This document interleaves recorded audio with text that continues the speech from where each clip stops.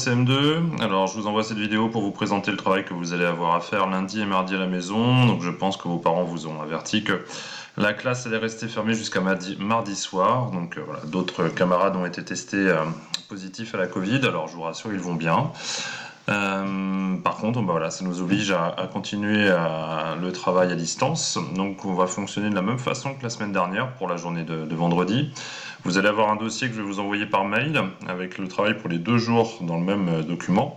On va regarder ensemble de quoi il s'agit et puis j'enverrai à vos parents les corrigés du travail, je pense demain, avec des explications si besoin. Et puis je leur proposerai aussi des créneaux de visioconférence si vous souhaitez me poser des questions.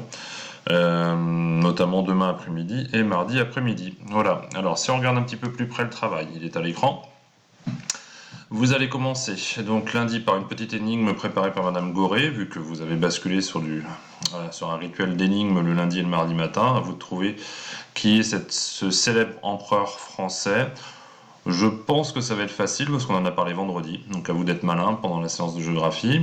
Ensuite, les rituels en anglais, ça c'est comme d'habitude. La petite production d'écrit qui est à faire comme vendredi.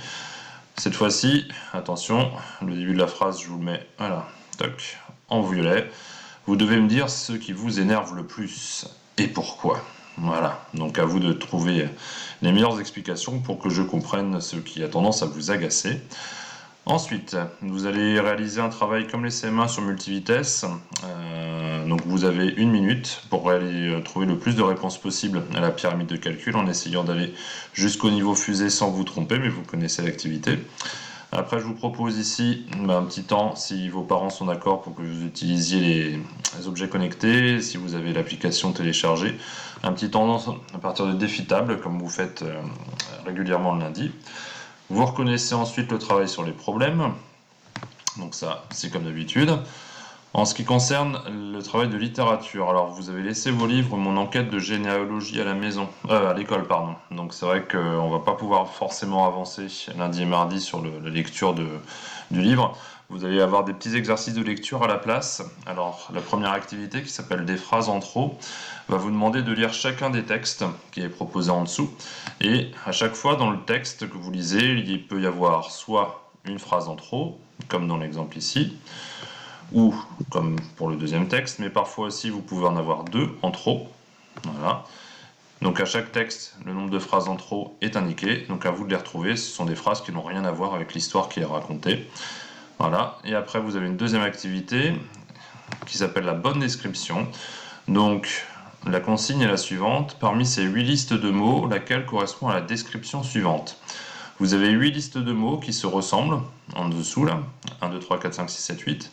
Une seule de ces listes correspond à la description que je suis en train de vous montrer en violet. Donc à vous de bien lire ce qui est indiqué dans la partie violette et de retrouver la liste qui correspond à ce qui est indiqué. À vous de faire attention parce qu'il faut être assez précis, les listes se ressemblent. La dictée à préparer, donc vous connaissez le système. Voilà, Thomas Pesquet, donc qui revient sur Terre. Donc maintenant, c'est à vous de faire les transformations nécessaires pour remplacer Thomas Pesquet par les astronautes dans le texte, et puis vous aurez le corrigé qui va être envoyé. Au niveau des mathématiques, des révisions, parce que vous étiez en train de travailler sur les grandes bandes de papier là, avec les fractions décimales, donc c'est pareil, ça va être compliqué de faire ça à la maison sans le matériel. Donc je vous propose des exercices de révision sur les fractions, un petit problème autour des fractions, des révisions sur les multiplications, des révisions sur la division, voilà, toutes les choses qu'on a apprises en début d'année. Et puis ensuite, vous allez avoir un travail d'anglais, donc je vous laisserai lire les consignes, je vais vous envoyer des enregistrements, une petite chanson sur laquelle s'entraîner, une de mes préférées, peut-être que vos grands frères et grandes sœurs, si vous en avez, s'en rappelleront. Et puis un petit travail aussi pour apprendre à poser des questions à partir de la structure Can you do something? Donc est-ce que tu es capable de faire certaines activités? Voilà, tout est marqué dans les consignes. Pour mardi, le début de la journée, même fonctionnement que pour lundi, la petite énigme, les rituels en anglais, le petit texte à écrire. Alors là, mardi, je vous demande de me dire en quoi est-ce que vous vous trouvez doué. D'ailleurs, quoi est-ce que vous pensez que vous êtes performant et pourquoi? Alors ça peut être des activités scolaires, mais aussi évidemment des choses que vous faites à l'extérieur de l'école. Je vais vous envoyer aussi, alors je vais vous ouvrir le dossier peut-être. Alors, attendez, ça doit être sur mon bureau d'ordinateur. Je vais rouvrir où il faut.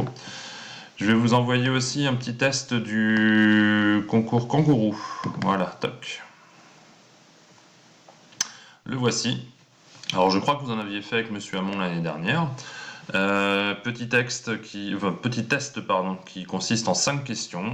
À chaque fois, il faut lire l'énoncé de la question et indiquer la bonne réponse parmi les 5 propositions indiquées sur la feuille. Normalement, ça c'est mon avis, mais peut-être que certains ne seront pas tout à fait d'accord, mais normalement les questions sont de plus en plus difficiles en fonction de comment vous avancez dans le petit test. Après, ce sont, à mon avis, que des choses que vous êtes capable de faire. Mais bon, évidemment, la 5e me semble un petit peu plus compliquée que la première. Voilà, ça c'est pour le test du kangourou. Ensuite, je reprends votre dossier. Donc vous allez avoir en mathématiques 3 petits problèmes à résoudre. Alors, c'est comme le système du kangourou, ça va être à mon avis du plus simple au plus compliqué. Les 2 premiers semblent assez faciles, mais il faut quand même bien lire ce qui est demandé. Pour le dernier, c'est un petit peu plus difficile, c'est pour ça que j'ai mis une étoile. Voilà, c'est comme dans le livre de maths, vous vous rappelez, quand il y a une étoile, c'est que c'est un petit peu plus compliqué. C'est pour ça que je vous ai mis un petit indice. Ah, je vois que j'ai fait une petite coquille dans votre document. Un petit indice, évidemment, il n'y a pas de A petite. Je vais corriger tout de suite, voilà. Donc un petit indice pour commencer votre recherche, et puis je vais vous laisser essayer de trouver la réponse. Vous avez le droit, bien sûr, de dessiner, de faire des calculs, comme on fait d'habitude. Un petit travail de lexique autour de la notion de synonyme, préparé par Madame Goré, donc je vous laisserai lire les consignes. En littérature, vous retrouvez les activités que je vous ai présentées pour le lundi, donc des phrases en trop. Attention, dans le dernier texte, il y a cette fois-ci 3 phrases en trop à retrouver. L'exercice sur la bonne description, donc vous devez lire le texte qui est proposé, et puis trouver à quel dessin ça correspond. Alors vous voyez que les dessins se ressemblent, donc encore une fois, il va falloir être attentif au moment de la lecture. Et puis, Monsieur Hamon vous enverra, alors peut-être seulement demain, on verra, peut-être pas dès aujourd'hui, parce que Monsieur Hamon a aussi des choses à préparer pour ses élèves. La séance d'histoire, donc là je vous laisserai lire ce qu'il vous propose, et puis vous avez un dernier travail d'anglais avec un enregistrement, où il faudra écouter ce que disent les personnages d'I-Spy, que vous connaissez, et compléter le tableau en indiquant s'ils savent faire ou s'ils ne savent pas faire les activités qui sont proposées. Voilà pour votre programme des CM2. Alors, peut-être que vous le savez, peut-être pas. Quand je disais que Monsieur Hamon va être pas mal occupé, eh bien, un des élèves de sa classe a été testé positif aussi à la Covid-19, donc sa classe va être fermée toute la semaine prochaine.